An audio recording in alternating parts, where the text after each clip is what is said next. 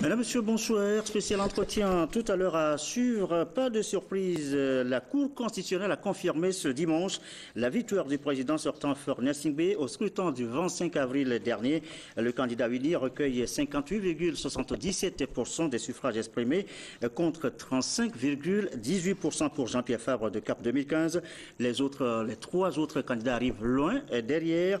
4,03% pour Aimé Chaboré-Gogué de Hadi, 1,03% pour Jerry Tama du NET et 0,90% pour Maître Tchassouna Traoré du MCD.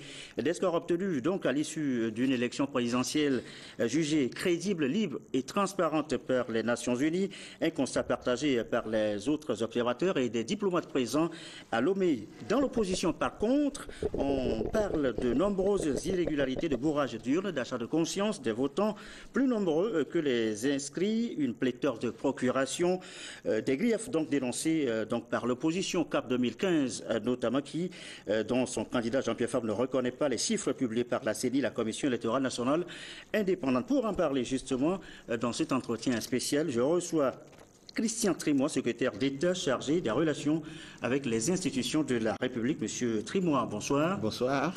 Alors, d'abord, une question aux juristes. Une question aux juristes. Le mandat actuel du président Faure Gnassingbé se termine aujourd'hui à 0h. Qu'est-ce qui va se passer demain?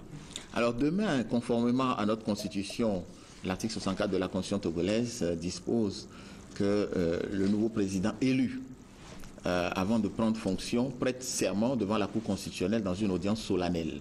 Et donc demain, la Cour a déjà annoncé par un communiqué que se tiendra cette audience solennelle demain matin, de sorte à permettre au nouveau président de rentrer dans le nouveau mandat après la prestation des serments. Bien.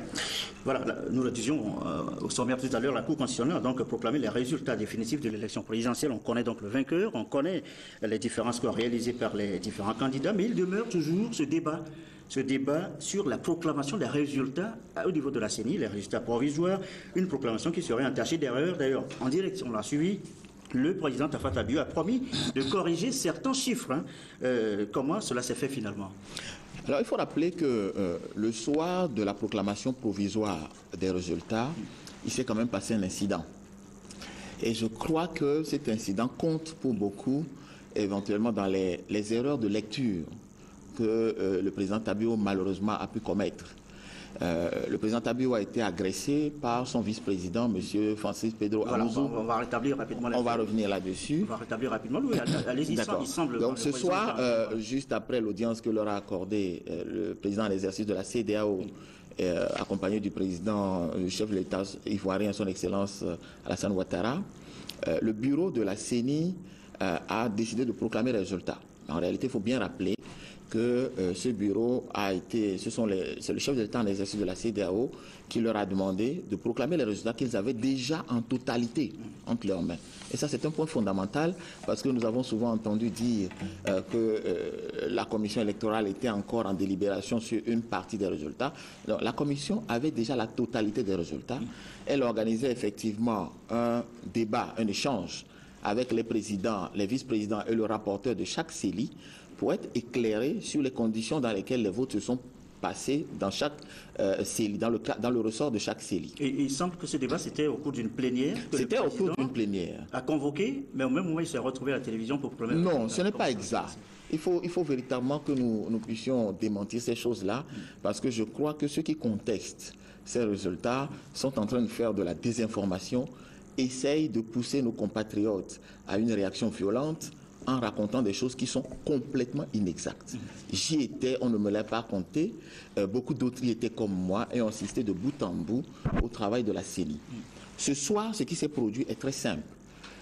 Nous étions en plénière, effectivement, en train d'échanger, comme j'ai dit, le code togolais dispose que les CELI, une fois qu'elles ont fait la compilation des bureaux de vote, transmettent à la CENI, par les moyens les plus sécurisés, leurs procès-verbaux. Donc ces procès-verbaux sont arrivés. Il vous souvient quand même aussi que on a dû envoyer un vol spécial affrété par le gouvernement togolais et qui transportait le général Sangaré et une délégation du comité d'accompagnement à l'intérieur du pays pour pouvoir ramener les présidents, vice-présidents et rapporteurs des CELI de l'intérieur du pays. Avec les procès-verbaux. Cette précaution a été prise précisément parce que on a souvent suggéré que dans l'avion, on a parfois corrompu les présidents des CELI pour modifier les procès-verbaux. Et donc, la présence de cette délégation du comité d'accompagnement visait à rassurer les acteurs que nul n'a pu modifier les procès-verbaux ni pendant le vol. Et le général Sangaré a ramené les présidents, vice-présidents et rapporteurs, donc 3 personnes. Et je rappelle que le président des CELI est un magistrat, le vice-président et le rapporteur sont de bords politiques différents. Ils ne sont pas de la même tendance politique. Donc on rapportait les PV à Lomé. Ce qui fait que le soir du 25 avril et le lendemain, les derniers sont arrivés le 26, la CENI disposait de la totalité des 42 procès-verbaux de toutes les CELI de l'intérieur du Togo. Et donc, sur cette base, elle a compilé la totalité des résultats que le président Tabiou a présentés ensuite. Seulement, depuis 2010, on a pris l'habitude de faire interroger les présidents, les vice-présidents et le rapporteur dans une séance plénière sur les conditions du déroulement du vote dans leur série, de sorte que les membres de la CENI, qui eux n'étaient pas partout sur le territoire au moment du vote, soient éclairés sur les conditions dans lesquelles ça s'est passé, notamment lorsque des séries ont marqué des observations. Si par exemple il y a eu des incidents liés à la sécurité, liés à des violences, ce n'est pas le cas cette année, liés par exemple à un mauvais décomptage des voix ou à une erreur d'addition, qu'on puisse les expliquer. C'est cet exercice qui était en train d'être fait. Nous étions, je pense, à la 17e CELI, lorsque la délégation de la CEDEAO est arrivée à Lomé et a souhaité rencontrer le bureau de la CENI. Et le président Tabiou, son vice-président Francis Pedro Amouzou, les 2 rapporteurs se sont rendus à cette audience du chef de l'État ghanéen et du chef de l'État ivoirien. Oui, ça c'est dans la soirée de... Voilà. Et c'est à l'occasion de cette audience que la délégation a souhaité savoir pourquoi la proclamation des résultats prenait autant de temps. D'autant plus que la CENI avait déjà la totalité des résultats. Donc il leur a été expliqué qu'il y avait cet exercice d'information des membres de la CENI qui se poursuivait et que malheureusement, une certaine tendance, il faut le dire, les représentants de CAP 2015 au sein de la CENI ont utilisé une technique qu'on appelle la technique de l'escargot, c'est-à-dire ralentir au maximum le travail de la CENI de sorte à traîner la proclamation des résultats qui est déjà disponible. Et pour quel intérêt selon vous? Alors, manifestement, il faut rechercher. Je ne cherche pas à faire de la polémique ou à prêter des intentions aux gens. Mais je pense que la suite des événements a expliqué l'intérêt dans lequel ils le faisaient. C'était manifestement pour leur laisser soit le temps eux-mêmes de faire des procès-verbaux, frauduleux ailleurs, soit probablement de pousser à ce que la proclamation se fasse après la fin du mandat. Vous avez indiqué tout à l'heure que la fin du mandat, c'est ce soir à minuit. Voilà. De sorte à leur ouvrir une fenêtre pour créer des troubles. Il me semble que c'est cela. Donc, au-delà de cette question, c'est à cette audience que les chefs d'État ont demandé à la CENI si elle disposait de la totalité des résultats. Ils ont répondu par l'affirmative. À partir du moment où ils disposaient de la totalité des résultats, est-ce que les discussions qui étaient menées avaient pour objectif de modifier les chiffres? La réponse a été non. Effectivement, sur les 17 CELI, on n'a pas modifié même pas une décimale. C'est-à-dire que les débats se sont poursuivis, sont même sortis du cadre électoral pour aborder des questions liées aux réformes, sont sortis du cadre électoral pour aborder les compétences de la Cour constitutionnelle. Certains membres, notamment de CAP 2015, ont estimé qu'ils n'avaient pas confiance à la Cour constitutionnelle et qu'il appartenait à la CENI de régler la question du contentieux. Or, vous avez bien vu aujourd'hui, quand le président Assouma et la Cour ont proclamé les résultats, que le contentieux est une compétence exclusive de la Cour constitutionnelle et aucun autre organe, aucune autre institution ne peut récupérer le contentieux électoral pour les élections présidentielles, sénatoriales ou législatives.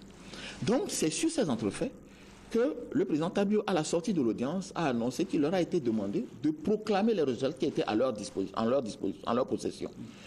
Et parallèlement à son interview, vous aviez bien noté que M. Francis Pedro Amouzou avait également donné une interview dans laquelle il annonçait, entre autres, que le président de la CEDEAO, en exercice de la CEDEAO, l'aurait menacé. Parce qu'on leur aurait demandé de proclamer les résultats qui étaient disponibles déjà. J'insiste beaucoup sur ce point parce qu'on a fait croire qu'il n'y avait que 17 CENI qui étaient disponibles. C'est complètement faux. La totalité des 42 CENI étaient disponibles. Les présidents des CENI étaient présents à Lomé, dont certains ont été d'ailleurs ramenés à Lomé avec un seul vêtement. Ils n'ont même pas eu le temps de se changer. Ils sont restés là-bas pendant les 3 jours. Mais il y avait quand même certaines CENI qui faisaient, dont les chiffres étaient, qui créaient quand même la polémique. Alors il faut rappeler à nos compatriotes comment est fait le procès verbal d'une CENI. la CENI d'abord a écrit au président des CENI ce qu'on appelle la directive 041 qui se trouve ici. Et à cette directive 041, il est marqué au point 3: au cours de la transcription, les anomalies ou erreurs constatées sur les procès-verbaux des bureaux de vote ne doivent pas être corrigées, mais relevées sur le procès-verbal de centralisation de la CELI. Alors, à partir de ce moment, on a interdit au président des CELI et au bureau des CELI de corriger les erreurs qui pourraient être indiquées éventuellement par les bureaux de vote. Ils ont donc reporté intégralement les résultats venant des bureaux de vote, y compris les erreurs qui ont été signalées. Mais il y a une partie sur le procès verbal des CELI qui est marquée observation. Et dans cette partie observation, les CELI ont en toute transparence indiqué les erreurs qu'elles ont pu constater, notamment essentiellement des erreurs sur l'addition du nombre de votants. Il n'y a pas eu d'erreur sur les voix attribuées à aucun candidat. Donc, les erreurs qui ont été signalées sont des erreurs qui portaient exclusivement sur le nombre de votants. Et il y a deux raisons techniques qui expliquent... Sur le nombre de votants. Sur le nombre de votants. On a constaté, enfin, c'est ce qui se dit, que le nombre de votants parfois dépasserait le suffrage exprimé, c'est ça? C'est logique. C'est-à-dire que si vous avez techniquement un suffrage exprimé qui dépasse le nombre de votants ou le nombre d'inscrits, vous pouvez éventuellement vous poser des questions. Que le nombre de votants dépasse le suffrage exprimé, c'est tout à fait normal dans la mesure où, pour calculer le suffrage exprimé, vous devez déduire du nombre de votants les bulletins nuls. Donc forcément, le suffrage exprimé est nécessairement inférieur ou égal au nombre de votants s'il n'y a pas de bulletin nul. Mais s'il y a un bulletin nul, je prends un exemple, si vous avez dans un bureau de vote 100 votants, s'il y a 2 bulletins nuls, le suffrage exprimé sera forcément de 98. Vous ne pouvez jamais avoir un suffrage exprimé qui soit supérieur. Donc ça, c'est normal. Donc tous ces éléments ont été signalés par les CELI elles-mêmes dans un souci de transparence. Donc quand on dit que le président Tabu, le soir du vote, a bégayé sur certains chiffres qu'il a émis, non, en réalité, vous regardez un peu le tableau qui a été fait, il était sous l'émotion. Je rappelle encore que ce soir, avant de commencer, au moment où il allait proclamer les résultats, son vice-président a bondi sur le plateau, comme nous étions là avec votre confrère Franck Nicité. D'ailleurs, certains ont accusé d'être complices de cette affaire, mais vous voyez le ridicule qu'il y a dans cette histoire. Il a bondi sur le plateau pour arracher les documents et essayer de les déchirer, un peu comme on l'a vécu en Côte d'Ivoire il y a quelque temps. Et donc, forcément, M. Tabu a été sous cette émotion. Parce qu'il faut le dire, pendant toute la CENI, M. Tabu a collaboré en très bonne intelligence avec M. Francis Pedro Amouzou. Il n'y a jamais eu, en tout cas devant nous, aucun accrochage entre ces deux personnalités. Et nous n'avons pas compris pourquoi M. Amouzou a réagi de cette manière.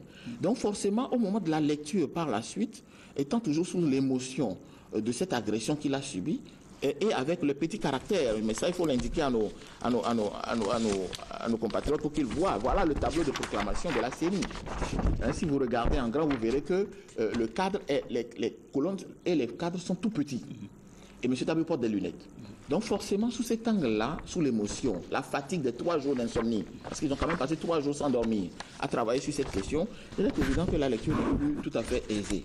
Donc ce n'est ni une volonté de minorer des chiffres, ni une volonté de les travestir, comme les uns et les autres l'ont parfois raconté, qui a amené M. Tabu à avoir des erreurs de lecture. Et lui-même l'a dit, en disant, ce sont des erreurs de lecture. Sur certains chiffres, il s'est parfois trompé, il a promis de les corriger. Certains chiffres ont été corrigés avant d'être remis à la Cour constitutionnelle. Mais est-ce que quelque part, dans l'esprit peut-être du téléspectateur qui regarde cette scène, vu l'enjeu, est-ce que ça n'entache pas un peu l'image quand même de cette proclamation de cette... Il est évident que le téléspectateur qui depuis chez lui, à domicile... Parce qu'on aurait pu dire, c'est quand même un enjeu crucial, toutes les conditions sont réunies pour qu'on proclame dans des conditions normales. Oui, absolument.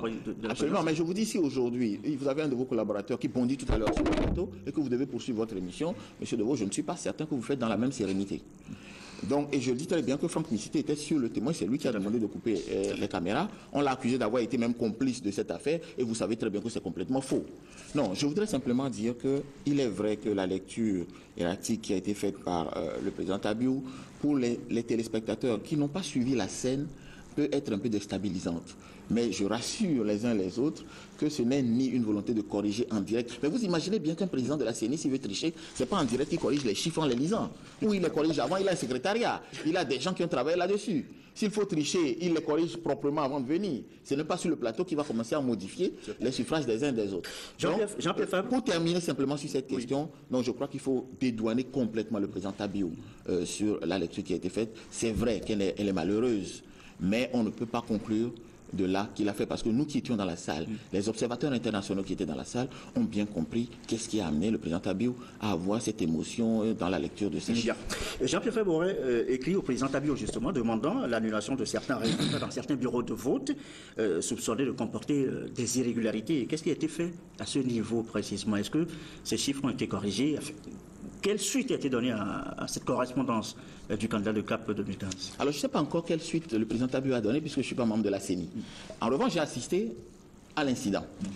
Ce n'est pas le président Tabiou qui a annoncé le courrier de Jean-Pierre Fabre à la CENI.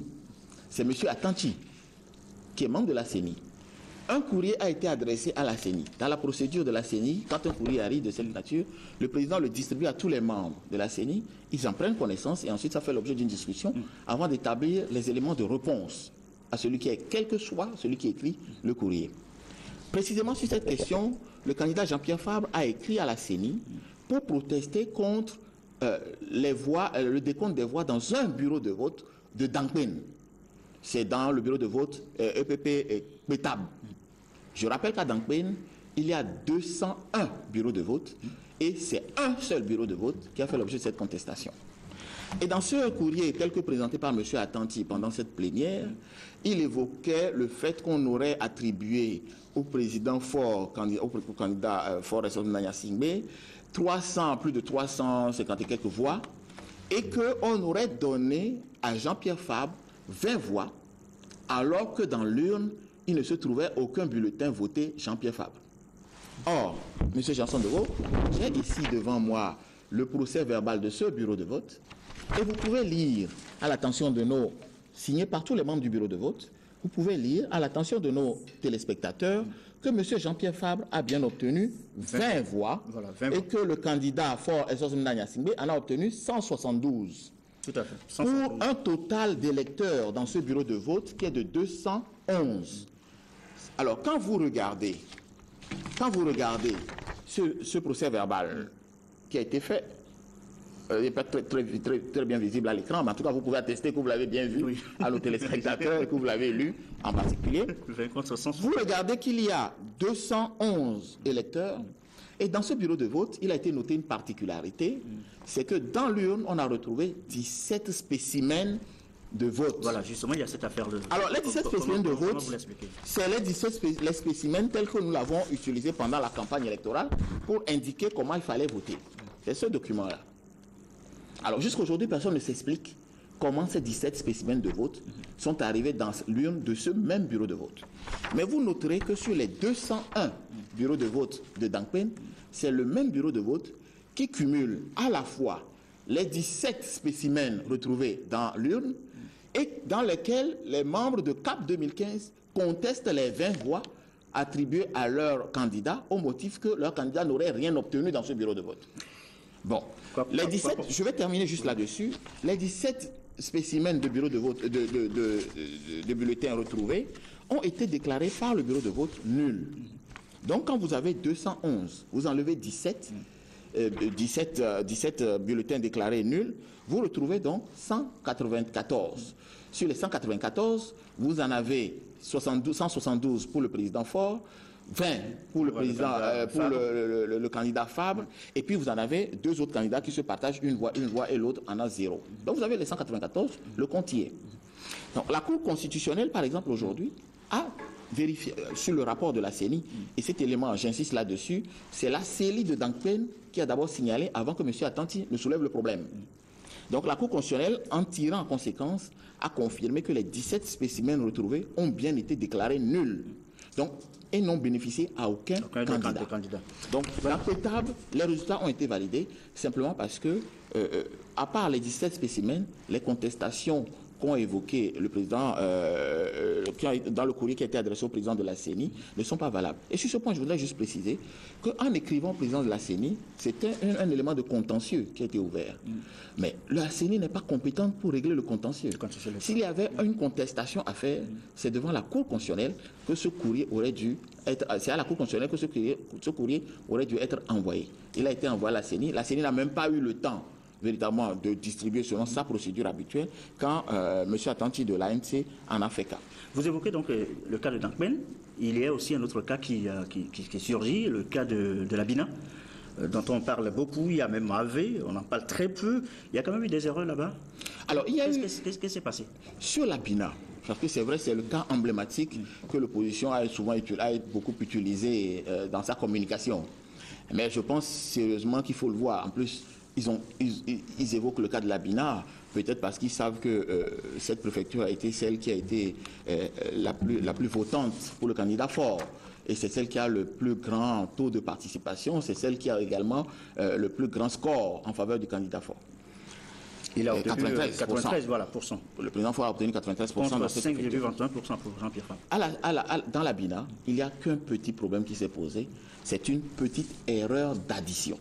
Je vous redonne encore un exemple. Vous avez les fiches de centralisation, je n'ai pas un volet, pour vous donner un peu à quoi ça ressemble, pour que nos téléspectateurs voient bien soit de ce dont nous parlons. Voilà ce à quoi ressemble une fiche de centralisation des votes dans une CENI. Et ça, c'est Bina. Et ça, c'est le cas précisément de la Bina, vous pouvez le constater vous-même. Et dans ça, vous avez diverses colonnes qui sont indiquées, et vous avez une colonne qui est indiquée, notamment nombre total de votants. Nombre total de votants. C'est en additionnant les chiffres de cette colonne, il y avait 11 feuillets.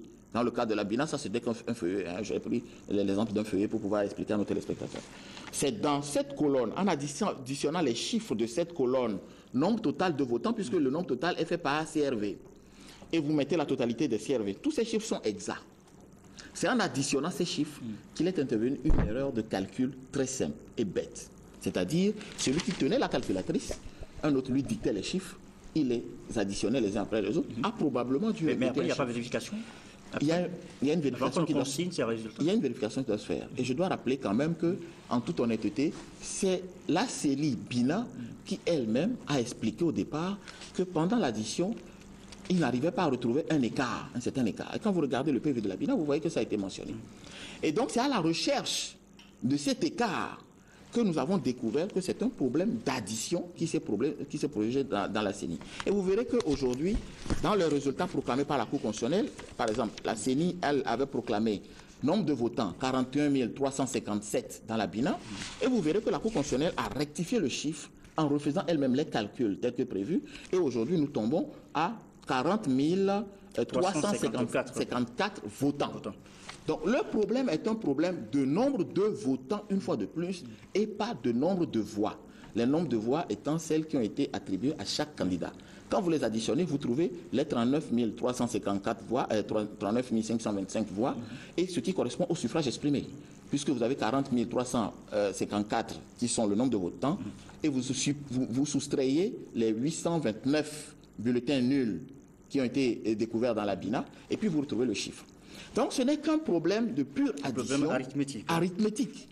Il n'y a même pas de chiffre faux qui a été inscrit. C'est un problème purement arithmétique que la Cour constitutionnelle a corrigé, a redressé aujourd'hui. Et vous noterez d'ailleurs qu'après la rectification qui a été faite par la Cour constitutionnelle, les résultats n'ont pas été modifiés.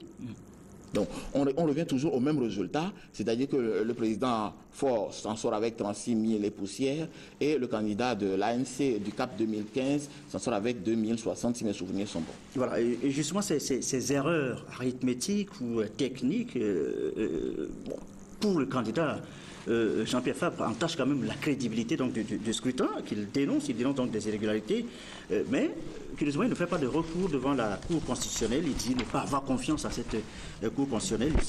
Il se rabat sur la commission, le comité d'accompagnement qui est installé à la veille du scrutin. Dans ce cas précis, que peut ce comité de veille pour régler ces différents problèmes? Bon, je crois qu'il faut d'abord noter dans l'attitude des candidats que sur les 5 candidats, il y a un qui a été qui avait été déclaré élu par la CENI, les 4 autres candidats, tous ont décidé de ne pas faire de recours à la Cour constitutionnelle. Si M. Jean-Pierre Fabre estime qu'il y a des irrégularités qui sont de nature à entacher le résultat global de l'élection, il me semble qu'il devrait d'abord se pencher vers la Cour constitutionnelle. Parce que quel est l'organe qui est compétent pour regarder et apprécier si les procès-verbaux qu'il produit sont conformes ou pas? Je rappelle que dans les bureaux de vote, autant que dans les commissions électorales locales indépendantes, tous les candidats présents ou leurs représentants ont obtenu une copie du procès verbal. Que tous les membres des bureaux de vote, ils sont 5, tous les membres des commissions électorales locales indépendantes ont également obtenu les copies de ces mêmes procès verbaux. Donc aujourd'hui, si M. Jean-Pierre Fabre produit ces procès verbaux à lui, on devrait pouvoir demander aux autres candidats de produire les leurs, à la commission de produire la sienne, et que nous comparions, puisque ce sont les mêmes documents qui ont été signés par les mêmes personnes, qui ont été distribués ensuite à chacun. Donc, on ne peut pas avoir le candidat Djerita Ama, Tcharsona par exemple, qui eux regardent les mêmes procès-verbaux qu'ils ont reçus, disent il y a peut-être des erreurs, mais ces erreurs sont si infimes que même en les corrigeant, ça ne modifie pas la totalité du résultat de l'élection. Et puis vous en avez un qui estime qu'il a reçu un procès-verbal dans lequel il est donné vainqueur, alors que les autres candidats ont reçu le même procès-verbal. Donc ils les produisent pour que nous puissions les mettre en rapport devant vous, la presse, et devant les uns et les autres, et que nous regardions si nous avions les mêmes. Mais je dis bien, s'il y en a qui ont fait du faux entre-temps pour induire en erreur, à ce moment-là, le peuple togolais sera juge de cela. Pour revenir à la question que vous avez évoquée sur le comité d'accompagnement. Il faut d'abord rappeler comment ce comité est né. Le comité d'accompagnement est composé d'observateurs internationaux, de représentants de chaque candidat.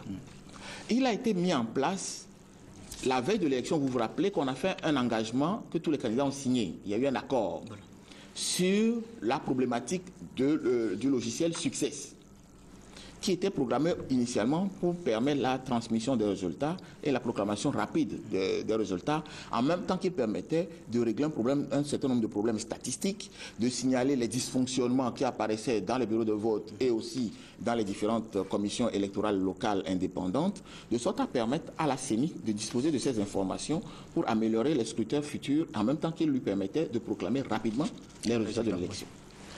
Puisqu'une partie, et notamment le CAP 2015, contestait le logiciel Success, cet accord visait à maintenir l'utilisation de Success, mais à mettre en place un comité d'accompagnement, mais en réalité c'est un comité de vigilance qui devait suivre la manipulation de Success et s'assurer que ce n'était pas un outil de fraude électorale.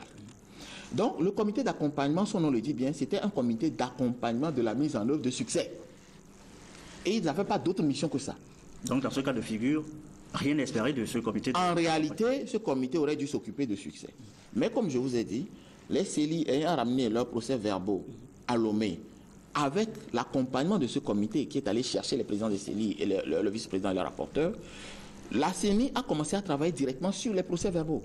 Ce qui fait que la CENI, dans cette élection, a satisfait aux revendications de l'opposition en n'utilisant pas le logiciel Succès. Succès n'a pas été utilisé pour la proclamation des résultats que je vous dis, ni pour leur transmission, ni pour leur proclamation. Ce sont les procès-verbaux physiques, dont je vous ai montré un exemplaire tout à l'heure. Ce sont les procès-verbaux physiques qui ont été utilisés pour la proclamation de ces résultats, et c'est ce que demandait l'opposition. Donc à partir du moment où ils utilisaient ce procès-verbal, à la limite, la mission du comité d'accompagnement était terminée, puisque le but c'était d'accompagner Succès. Succès n'est pas utilisé, donc il ne servait plus à rien.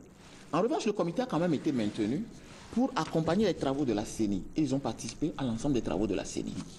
Dans ces travaux, ils ont donné des conseils, ils ont parfois fait des suggestions. Quand il y avait des problèmes de mise en accord entre les membres de la commission électorale, le général Sangaré a parfois suggéré des solutions qui ont permis de débloquer les crises. Et il faut dire que parfois les travaux étaient très tendus, notamment parce que le vice-président et certains membres de CAP 2015 avaient envie d'en découdre même physiquement avec les autres membres. Et je vous donne un exemple simple.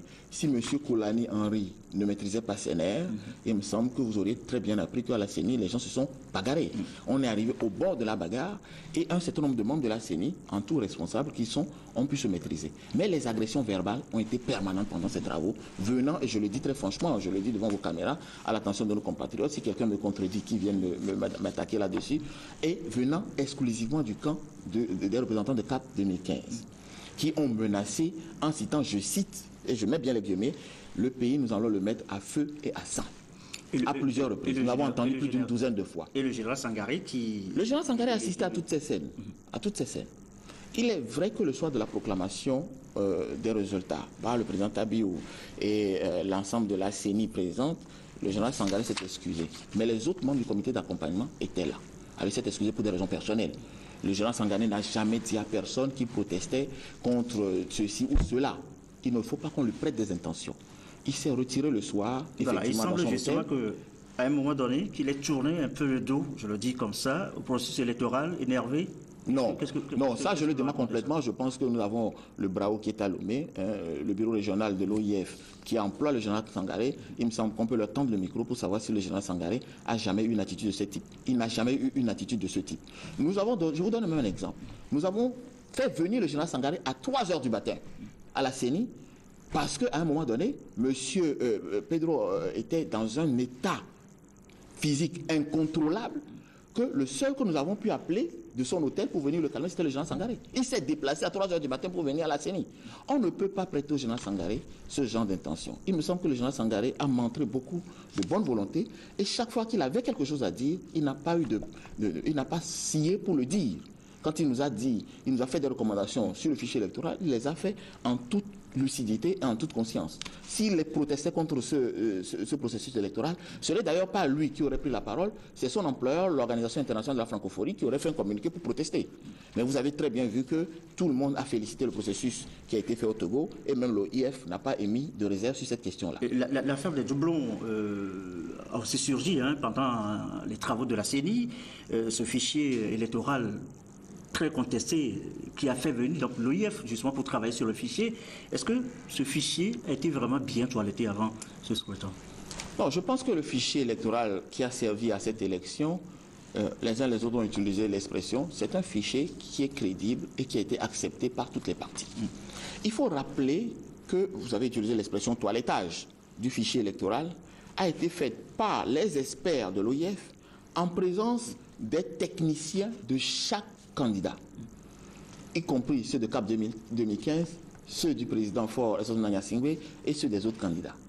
Et à la fin, chacun des représentants des candidats a signé le procès verbal de ce comité technique dans lequel nous avons fixé à 3 509 258 le nombre d'électeurs au Togo et chacun a considéré que ce fichier avec ce nombre d'électeurs était fiable pour l'élection. Alors fiable ne veut pas dire que c'était parfait. Il faut bien noter cette différence. Fiable, ça veut dire que, globalement, on pense que on peut compter sur ce fichier pour mener l'élection. Parfait, ça voudrait dire que nous aurions dû régler un certain nombre de questions et une recommandation importante qui nous a été faite par l'OIF et que le gouvernement prendra nécessairement en compte. L'état civil? C'est la question de l'état civil. Donc ce n'est pas un problème électoral, c'est un problème d'état civil qui est complètement distinct. Et je rappelle par exemple que le problème de l'état civil ne concerne pas simplement la possession des documents administratifs, mais ça concerne aussi la radiation des morts. Là, le fait de signaler aux administrations que telle personne est décédée, à part les fonctionnaires qui bénéficient d'un certain nombre de choses à la signalisation des décès, les autres compatriotes qui travaillent dans les différents secteurs socio-économiques de notre pays ne le font pas spontanément. Et donc forcément, vous ne pouvez pas purger le fichier de toutes ces personnes qui sont décédées entre le précédent recensement général et la révision qui a été faite cette fois-ci. Donc c'est un élément qu'il faut prendre en compte pour l'avenir. On dit à 0,75% que 75% des inscriptions ont été faites sur la base d'un témoignage. Je rappelle simplement que le Togo n'est pas spécial et le général Sangaré a pris soin de le dire quand il a fait son rapport que c'est un problème qui est typique à tous les pays, notamment aux pays francophones. Donc il faut se pencher sur la question de l'état civil, mais ça n'entache pas le fichier électoral qui lui-même a été jugé acceptable par toutes les parties. Christian Témoin, avec un regard vraiment détaché, est-ce que vous avez constaté, vous aussi, qu'il n'y a pas eu beaucoup de Togolais se déplacer pour aller voter qu'est-ce qui explique ce que je vais appeler un manque d'intérêt, des amours peut-être avec le politique? Alors c'est vrai, j'ai entendu quelques analystes se prononcer sur cette question de la participation. C'est la question du taux de participation. Mais je rappelle simplement que pour cette élection, nous avions un taux de participation de 60,99%, c'est-à-dire environ 61%. Et que sur les 3 dernières élections au Togo, celle de 2010, celle de 2013 et celle de 2015, nous sommes dans notre moyenne habituelle. En 2010, nous avions 64,68% de taux de participation. Oui, plus de 64%. En 2013, nous avions eu 66% et poussière de taux de participation. Et en 2015, nous avons quasiment 61% de taux de participation. Donc nous sommes dans les moyennes habituelles. Il faut noter simplement que c'est en 2007 que nous avons eu le taux de participation le plus élevé, qui était de 85%, parce que cette année-là, nous avions expérimenté la biométrie et que nos compatriotes étaient très curieux d'aller essayer la chose. Mais après, nous sommes tombés dans les moyennes habituelles entre 60 et 66%. Donc 61%, c'est une moyenne normale. Mais en même temps, il faut expliquer que quand vous mesurez les chiffres réels de participation entre ces 3 élections, vous vous rendez compte qu'en réalité, nous avons évolué par rapport à l'élection cette année. 61% sur 3,5 millions n'est pas égal à 60% ou 61% sur 2 millions d'électeurs, bien évidemment. Mais il faut dire aussi qu'un certain nombre, tous ceux qui n'ont pas pu participer à l'élection, j'entends les gens dire que ce sont des abstentionnistes. Le mot n'est pas bon, parce que le mot abstention veut dire que vous avez volontairement décidé de ne pas participer à l'élection, ce qui n'est pas exact. Les 39% qui n'ont pas pu voter pour différentes raisons. Vous avez vu ceux dont les noms ont été radiés. Nous avons parlé de l'état de notre état civil, qui fait par exemple qu'un certain nombre de personnes décédées n'ont pas pu être soustraites. Vous les appelez comment? Vous les appelez comment alors? Je les appelle les non-votants. Ce ne sont pas des abstentionnistes. Je vous donne un exemple. Je dis les personnes décédées, qui sont restées mentionnées dans le fichier électoral, mais qui n'ont pas pu physiquement se déplacer puisqu'elles sont décédées. Vous considérez qu'elles ont décidé de ne pas aller voter? Non, elles n'ont pas pu voter parce qu'elles sont décédées. Elles sont décédées, point. Vous avez par exemple nos compatriotes qui se sont déplacés dans les bureaux de vote, qui du fait que nous avons limité le nombre par bureau de vote pour fluidifier l'élection. Donc la CENI s'est arrêtée à 500, pas plus de 500 personnes par bureau de vote. On a dû déplacer des personnes d'un bureau de vote vers un autre. Ces personnes ont quitté leur domicile, munis de leurs documents pour voter, se sont déplacés, n'ont pas pu retrouver leur nom, sont repartis, parfois en colère et à juste titre, chez elles. Est-ce qu'on peut considérer qu'elles n'ont pas voulu voter puisqu'elles se sont déplacées? Oui, mais... Donc elles ont voulu voter. Oui, mais de façon globale, on les met quand même dans le... C'est pour ça que je pense, vous savez, le mot abstentionniste dans le contexte de cette élection prend une autre dimension parce que des partis politiques et des associations ont appelé à l'abstention. Le CAR notamment. Donc si le CAR, par exemple, qui a appelé à l'abstention, si vous considérez que ce sont des abstentionnistes, vous considérez donc que le CAR a été suivi à 39%, ce qui est complètement faux. Parce que toutes ces personnes-là, il faut les soustraire pour savoir maintenant dans ce lot combien ont volontairement décidé de ne pas aller voter. Bon. Or, ce chiffre, vous ne pouvez pas l'établir parce que vous ne savez, personne n'a jamais fait une enquête pour savoir combien ont voulu, combien n'ont pas voulu, voilà, combien ont été contraints de ne pas pouvoir le faire. Ça va nourrir le débat politique, hein, ça va nourrir le débat politique. Mais bien évidemment, mais il ne faut pas se faire, il faut pas se leurrer. Vous savez, dans ces chiffres-là, je pense bien, je dis toujours que si le CAR pouvait se faire entendre de 30% des Togolais, il serait non seulement candidat à l'élection présidentielle et serait chef de file de l'opposition, mais parce que ça fait quand même presque 1 million de Togolais. Non seulement il serait ça, mais en plus il n'aurait pas que 5 députés à l'Assemblée nationale.